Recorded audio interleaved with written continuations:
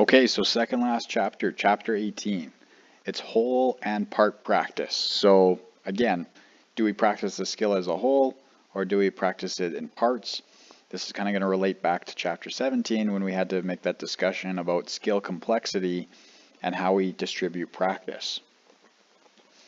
So if we jump into the discussion again, if we think about the skill complexity, the organization and complexity characteristics of a skill could provide the basis for a decision to use either whole or part practice. So the complexity might imply that a highly complex skill would have many components and demand much attention. So that might imply that we want to do more part practice. And we might want to say that complexity is distinct from difficulty. So a highly complex skill doesn't mean that it's necessarily difficult. It just means that there's a lot of parts. And so we might want to consider in a highly complex skill that has lots of parts that we break those things down into smaller chunks. So, organization of a skill refers to the relationships among the component parts of a skill. A skill has a high level of organization when its component parts are spatially and temporally interdependent. So this means that the successive parts of a highly organized skill are like a chain of events. So you're able to do part 1 and then part 2 and then part 3. So an example of this would be like a jump shot in basketball. It's very highly organized, right? You need to possess the ball, you need to jump up, you need to get your arm in place, and then you need to swing your arm and flip your wrist in order for the ball to get projected to the basket. You can't do those things in a different order, because if you like flipped your wrist and then jumped and then moved your arm, that wouldn't work very well, and you would just toss the ball in some random location. So that would be a highly organized skill, or a skill with high organization. So next we have to look at skill characteristics and the decision to use whole or part practice. So again, if the skill is low in complexity and high in organization, practice of the whole skill is the better choice, right? So an example of this would be like buttoning a button, throwing a dart, putting a golf ball. They're low complexity, but there's high organization. You have to do something in a very distinct order in order to make it happen. And it's hard to break those things into parts. Like, how do you break down throwing a dart into parts? You can't really do that, right? Like, you don't practice like just the release of the throwing of the dart, or you don't just practice the follow through of your putt. You need to practice the entire thing all together because it has a particular order. You can't take those things and break it into smaller chunks.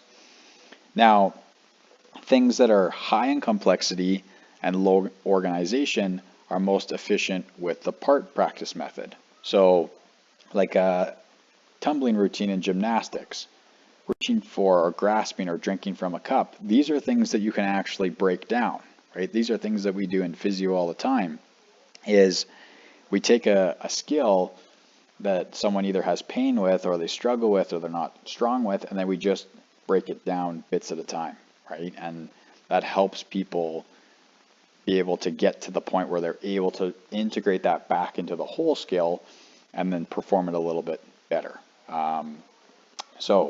In a tumbling routine in gymnastics, you might say, hey, I want you to just work on, you're not very good at this part of doing a backflip. So I want you to practice doing your backflips. And you're just going to break down that part of the tumbling routine to say, hey, your backflip needs some work, so just keep working on your backflip, and then come back to the whole tumbling routine as an entire whole part and integrate it into that tumbling routine.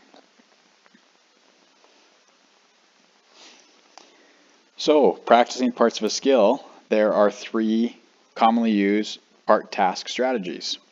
One is called fractionization, which involves practicing individual limbs first for a skill that involves asymmetric and simultaneous coordination of the arms and legs. A second method is called segmentation, which involves separating the skill into parts and then practicing the parts so that after the learner practices one part, he or she then practices that part together with the next part, and so on.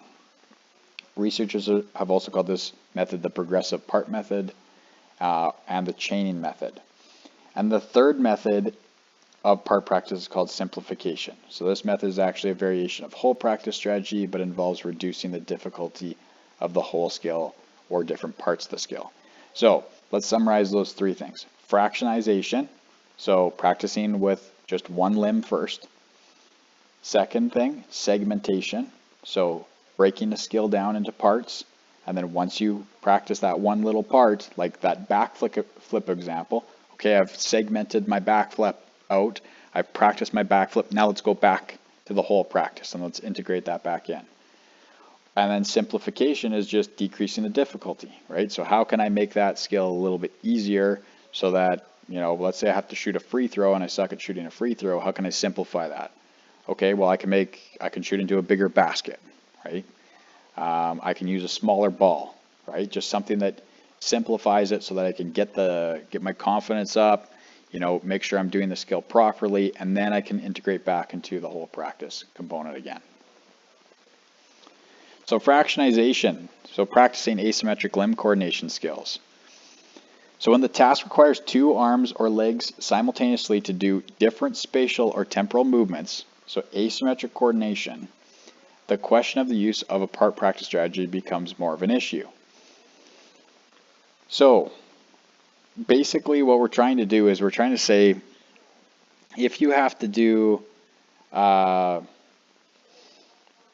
if you have to do something that requires you to do something different with your arms and your legs, trying to break it down into pieces is a little bit more difficult, right? So we try and get people to think about practicing with the hand or arm that has the most complex movement. So let's say you had to do swimming where you have to do something different with your arms and your legs. Let's say your arms have to do something really complex, like breaststroke, for example, and you have to make this kind of like weird move with your upper body and your arms. You might want to just practice that part first as your fractionization so that you're not trying to break down the skill so complexly. Like it doesn't really matter what your legs are doing, and just focusing on what your arms are doing so you can execute that well, and then you can start integrating the legs back in. So when we use fractionization, especially when we're doing asymmetric limb coordination, we want to make sure you're practicing the most complex body part first, and then come back to the more simple things afterwards.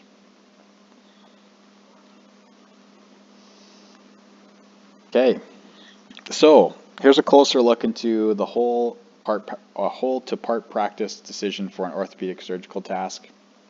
And so I want you guys to kind of just be able to kind of dive through here as you feel the need to, but they basically get people to do, or they get surgeons initially, and you guys have probably seen this. I know I made the joke early in the semester of my Grey's Anatomy stuff, but they have people practice certain skills on like fruit or fake body parts that allows them to practice that component in a controlled environment. So again, some part practice before they go integrate that onto a living human being. So that's kind of where you can use an example like that, where like, oh, okay, well, would I practice stitches on a living human where there's lots of stakes and I might make a mistake, or can I practice it on like an orange or something like that, where I can get a real idea of what this should feel like and what it should look like when I'm doing a repair. So I think that kind of gives people some confidence when they are doing things, especially when we're dealing with something like orthopedic surgery. Next is the whole and part practice conditions that facilitate learning of bimanual coordination skills. So remember bimanual coordination, like what is it? It is basically your ability to do something with your arms either symmetrically or asymmetrically. So you're doing things with both arms, you're either doing them at the same time in the same cadence, or you're doing something completely different. So if you're doing something that is more in the asymmetric component, you're going to have some fractionization, so movement patterns were practiced separately for each arm, and then with the two arms moving simultaneously. You could do speed-based simplification, so you could say the initial practice was at a slower speed than what you're supposed to do it at, and then you slowly increase the speed. Or you could do augmented feedback, so you could say, okay, practice involved the two arms simultaneously moving, and then augmented feedback is provided after each trial as the knowledge of performance or knowledge of results is provided to that person. So I think that's a way that you can facilitate learning is, break things down for people, change the speed, change the size of the target, give them feedback. You want to make sure that when you're teaching someone, when you're helping somebody learn, that they understand that you're trying to support them in a couple different ways. And that could be just by breaking a skill down and making it more simple for them. So we talked about fractionization, which is, again, with each body part.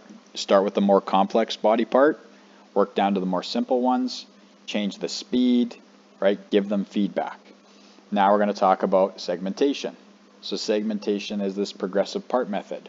So rather than practicing all parts separately before putting them together, you're going to pick a part that you are not good at, you're going to learn that part, you're going to master that part, and then you're going to integrate it back into the whole skill. A common example of this progressive part method is a frequently used practice scheme for learning the breaststroke in swimming. Because the breaststroke is easily subdivided into two relatively independent parts, the leg kick and the arm action. Because a difficult aspect of learning the breaststroke is the timing of the coordination of these two parts, it is helpful for the learner to reduce the attention demands of the whole skill by practicing each part independently first. So you learn how to do the arms, then you learn how to do the legs, and then you start smashing those things together. And that's segmentation. Take a segment, master it, reintegrate into the whole. Skills that involve learning movement sequences lend themselves particularly well to progressive part method. So when there's a particular sequence that gets repeated over and over and over, right? This is like the golf swing, right? There's movement sequences. There's certain ways that you have to kind of go through a particular motion in order to accomplish the task. You have to, set up to the ball, and you have to do that the same every time. Then you have to make the same kind of backswing, depending on the shot you're trying to make. Then you have to, turn your body a particular way over and over and over. You need to be able to break those parts down if you struggle with a particular spot, and then get a feel for what that is, and then reintegrate into the skill itself. So a key characteristic of this progressive part method or segmentation is that it takes advantage of the benefits of both part and whole methods of practice. So the part method offers the advantage of reducing the attention demands, so you can spend more time just focusing on one area. And then you integrate back into the whole method, so as the advantage of practicing together the important spatial and temporal coordination of the parts. The progressive part method combines both of these qualities. So when you use segmentation and you break apart pieces of the skill, it allows you to use both part and whole practice methods. Next is simplification. So reducing the task difficulty, and we've talked about this already. So, simplification is just a method that makes either the whole skill or certain parts of the skill less difficult. So you can reduce the object difficulty. So you can make the object lighter. You can make it smaller or bigger, depending on the skill that you're doing. You can reduce attention demands. So you can say, okay, I want to change the action goal. So this strategy reduces the task difficulty by reducing the task complexity. So you could say that I want to make the net bigger for like a soccer player. Okay, well, I want to make it more simple for them. Or basketball player, I want to make the hoop bigger. Golfer, I want to make the hole bigger, right? I want to reduce the attention demand of the task and the result, and I want you to focus on the skill, right? Maybe I want to make the ball bigger in volleyball so it's easier to hit or it's easier to pass, right? Just so that they don't have to pay attention, they can focus on the basics and do them really well before we introduce a game ball that makes it more challenging. So, physical therapy researchers have reported a method for the rehab of gait, which is walking, that reduces the attention demands of gait while maintaining requisite gait movements. The method involves the use of a body weight support system.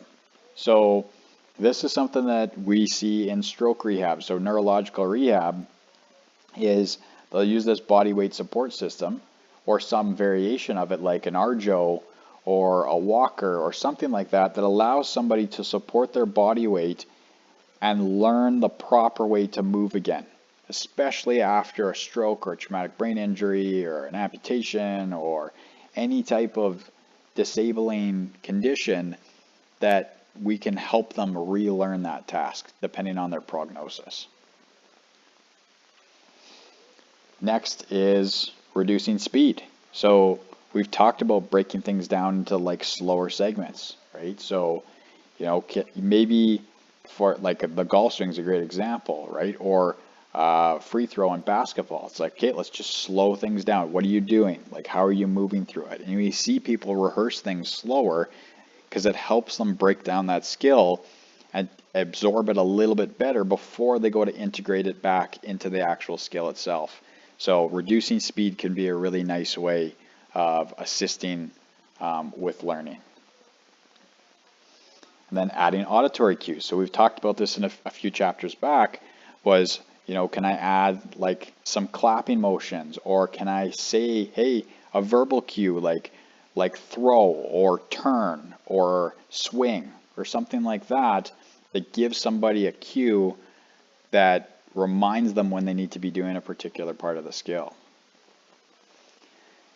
Next, we have sequencing skill progressions. So the fifth strategy related to this progressive part strategy was discussed earlier. It involves sequencing skill progressions, which means that a person practices variations of the skill being learned in a sequence from less to more complex or difficult until the skill itself is practiced. So you start with something really simple and easy. You slowly dial it up as time goes on. You either increase the speed, you increase the complexity, you incorporate more parts to the skill, and then that helps sequence the skill and progress it so that you're able to do that. A great example of this would be that Gentile two-dimensional taxonomy. So you start at like a 1A skill, you slowly dial yourself up until you're doing level 2 or level B, and then you're going all the way up until you get to 4D. Next is where the future is now. This is the present, is simulators and virtual reality. So this is something that's becoming more apparent, is using some of this virtual reality equipment to kind of simulate different environments. So, if we wanted someone to practice a skill, but we want to do it at low stakes where they can make mistakes and it's not in a game environment, we might put them in virtual reality, and it allows them to have several advantages. So people can practice skills without concern of cost of accidents or performance errors that would characterize practice in real environments. Practitioners can control specific aspects of performance environments more easily than in real environments. And people can often practice for longer periods of time and with more intensity than they could in a real environment, right? So it definitely provides some advantages that you wouldn't necessarily get if you were in a real environment. And this is something that we're starting to see more of now, is integration of virtual reality into our practice environments and even into rehab settings. Like, this is actually something I got to do with a patient the other day. They told me they had a virtual reality system, and so they actually brought it to the clinic and we did some rehab with it, and it was really, really neat to do, and pretty interesting how those applications are going to become more apparent in this space in the future. So if you want to kind of dig into the virtual reality stuff, this is training to step over obstacles that improves walking for post-stroke hemiplegic patients. So if we had someone with a stroke and they struggled with stepping over something, using virtual reality can be something that allows them to practice stepping over something without the consequences of tripping, right? So this is a great example of how we're starting to integrate some of this stuff into people's everyday environment, right? They need to be able to do this every day, but we also don't want them to trip and fall in the clinic, or we don't want them to trip and fall at home. So if we can get them to learn how to do this task without the stakes of actually truly falling, that could be a really beneficial thing to someone with a stroke. Finally, an attention approach to involving part practice in whole practice. So this goes back to that Kahneman model of momentary intentions, right? So back in chapter 9, we discussed this. When it's applied to a performance situation, this factor comes into play when a person focuses his or her attention on a specific aspect of the performance. Because we can manipulate our attention resources in this way, we can direct our attention to a specific part of the skill while performing the whole skill. So this goes back to intentional remembering versus incidental remembering, right? Like when we want to really focus on one particular part of a skill, we're able to draw our attention towards that. It's our momentary intention. We intend to remember that part of our jump shot or our golf swing or the kick of the ball. Like I want to focus on where I plant my foot. In my golf swing, I want to focus on being really slow at the top of my backswing. On my jump shot, I want to focus on where my hand and wrist are positioned when I go to throw the ball. Like those are those momentary intentions, is paying attention to one part of the skill while you're doing the whole thing. And that is the end of chapter 18. We have one more to go. Chapter 19, you're going to like. It is very much like chapter 10, if you recall chapter 10. So stay tuned for that. It'll be a nice brief one to finish up. And then we will be on to final presentations. So I will see you for the final chapter very soon.